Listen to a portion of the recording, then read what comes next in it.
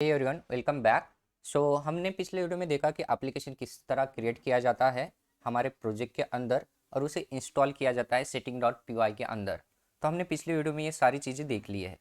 तो हमने पिछले वीडियो में देखा है और क्रिएट भी किया है एप्लीकेशन को, मगर उसके अंदर के एप्लीकेशन डायरेक्टरी स्ट्रक्चर को अभी तक नहीं देखा है।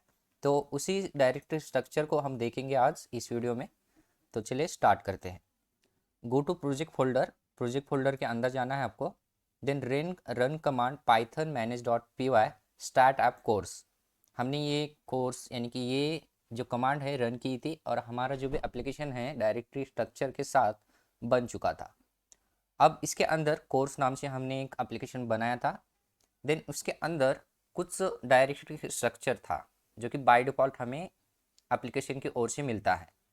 आप देखना यहाँ पे माइग्रेशन थी फर्स्ट, सेकंड था उसी के अंदर init dot P Y, third था उसी के लेवल में init dot P Y, admin dot P Y, apps dot P Y, then models dot P Y, test dot P Y और व्यूज डॉट पी वाई। तो इतनी सारी files थी इसके अंदर।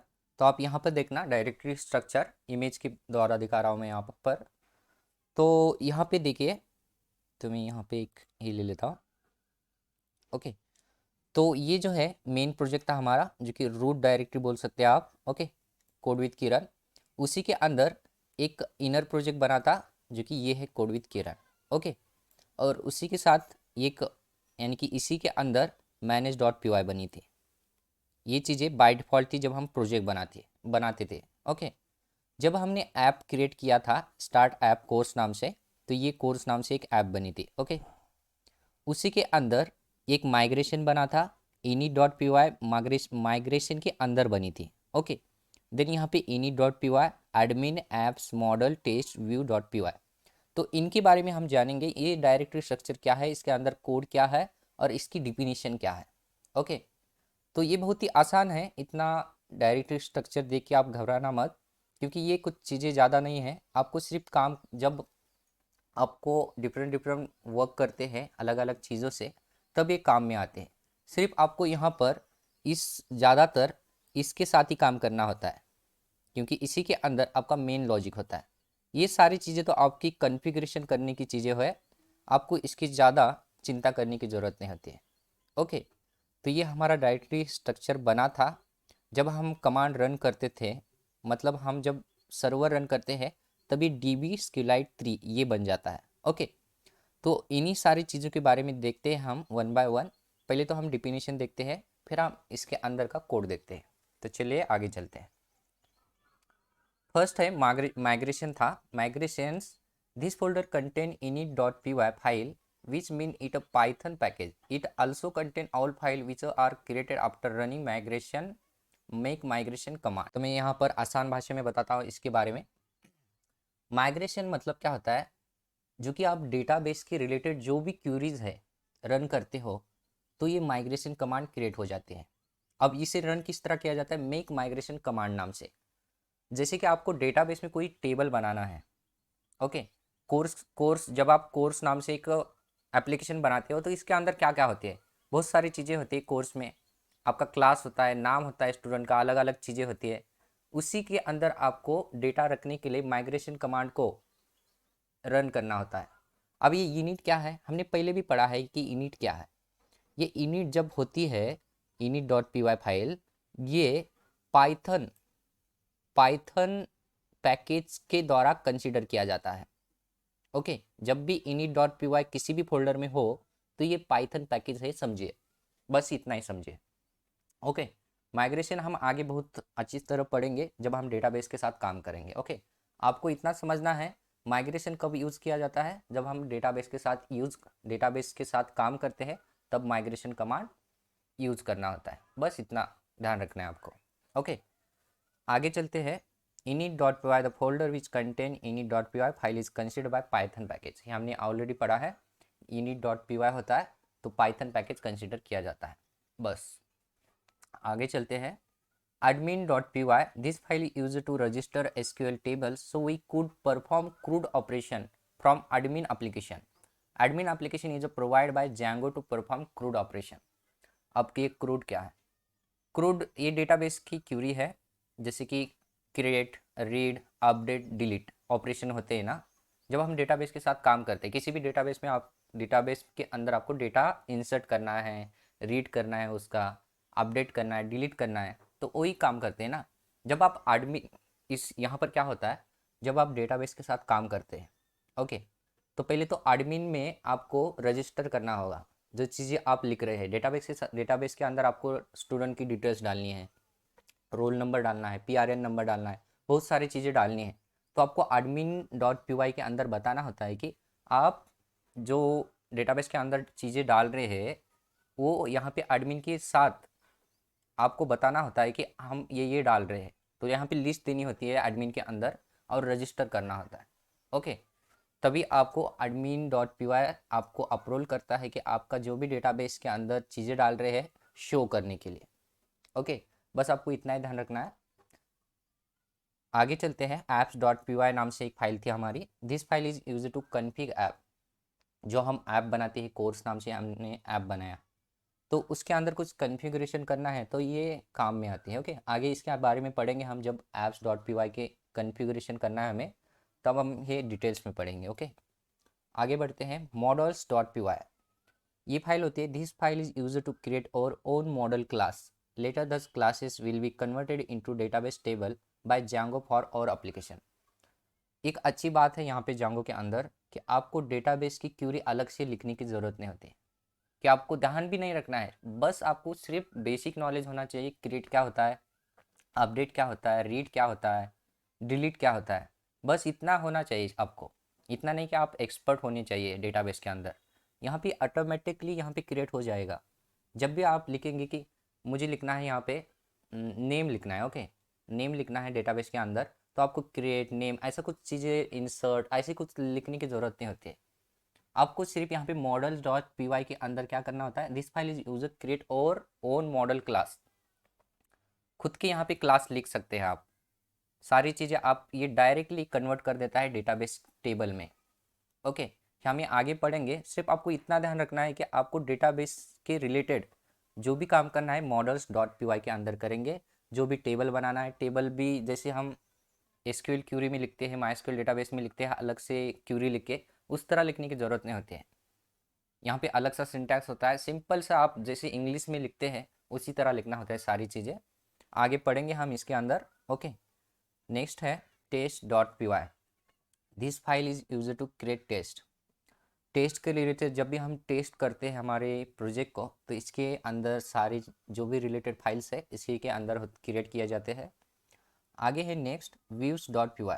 This is a very important files. इसी के अंदर हमारा बिजनेस लॉजिक होता है। अब बिजनेस लॉजिक क्या होता है, this file is use to create view. We write all the business logic related code in this file. जो आपका मेन कंसेप्ट है, जैसे कि प्रोजेक्ट बना रहे हैं, किसी कंपनी के लिए बना रहे हैं समझिए, ओके, और कंपनी के लिए एक रिक्वायरमेंट है अलग अलग। वो लॉजिक बताते हैं कि हमें ये चाहिए, ये चाहिए, ये चाहिए, उसमें हमारे व्यूअर अच्छी तरह परफॉर्म कर पाए, अच्छी तरह देख पाए, सारा लॉजिक बताते हैं। उसी का लॉजिक, वही लॉजिक आपको views.py के अंदर लिखना होता है, ये ध्यान रखना है। ओके, तो ये आगे हम पढ़ेंगे। इतनी सिर्फ हम थेरेटिकल देख रहे हैं कि ये फाइल्स क्या होते हैं, आपको जानना ज़रूरी है थेरेटिकली भी, क्योंकि बहुत ज़रूरी होता है आगे जब आप इंटरव्यू देंगे तो आपको ये भी लाइन ज़रूरी होती है। प्रैक्टिकल तो हम सीखेंगे सारी चीज़ों में, मगर ये बहुत इंपॉर्टेंट होता है कि किसी ने पूछा कि व्यू में क्या होता है, तो आप पटाख से बोल देंगे कि बिजनेस लॉजिक लिखा जाता है। बिजनेस लॉजिक क्या होता है, तो बिजनेस लॉजिक वही होती है जो आपको कंसेप्ट, जो आपकी प्रोजेक्ट के कंसेप्ट है, वही बिजनेस लॉजिक होती है। ओके, तो यही सारी चीज़ें थी जो हमने पढ़ी है। अब ये हम रियल टाइम एग्जांपल में देखेंगे, जो प्रैक्टिकल में जाके विजुअल स्टूडियो कोड में इसके अंदर क्या क्या कोड है। ओके, तो पहले तो कोड देखते हैं, फिर इसके बारे में हम आगे आगे पढ़ते जाएंगे जैसे जैसे आप बेहतर समझते जाएंगे। और ये बहुत ही आसान है, इतनी सारी चीज़ें देखकर घबराने की कोई बात नहीं। इसके अंदर आपको कुछ नहीं करना है। ओके, तो यहाँ पर हम विजुअल स्टूडियो कोड में आ चुके हैं। तो हमने पिछले वीडियो में यहाँ पे प्रोजेक्ट क्रिएट किया था ऑलरेडी, उसी प्रोजेक्ट की डायरेक्टरी स्ट्रक्चर आपको दिखाऊंगा। ओके, और उसी के अंदर यहाँ पे देखना, ये प्रोजेक्ट था हमारा कोड विद किरण 1 नाम से। ओके, और इसके अंदर आप क्लिक करेंगे। ओके, तो इसी के अंदर क्या है, हमारी सारी चीज़ें जो इनर प्रोजेक्ट है ये आउटर प्रोजेक्ट है। अगर मैं इसे क्लोज कर दूँ, ये आउटर प्रोजेक्ट है कोड विद किरण 1 नाम से, उसी के अंदर इनर प्रोजेक्ट कोड विद किरण 1 नाम से, और इसके अंदर इतनी सारी फाइल्स थे हमारी। ओके, ये प्रोजेक्ट है, इसे मैं क्लोज कर दूँ और हम इसके अंदर एक एप्लीकेशन क्रिएट किया था। ओके, कोर्स नाम से। अगर मैं इसे क्लिक कर दूँ तो इसके अंदर ये सारी फाइल्स है। हमें इसी फाइल्स के बारे में हमें जानना है, इसके अंदर क्या कोड लिखा गया है। ओके, और इस माइग्रेशन के अंदर init.py है, मतलब ये जो है पाइथन पैकेज के द्वारा कंसीडर किया जाता है। ओके, इसके अंदर कुछ लिखा नहीं जाता है, तो मैं इसे भी हटा दूँ।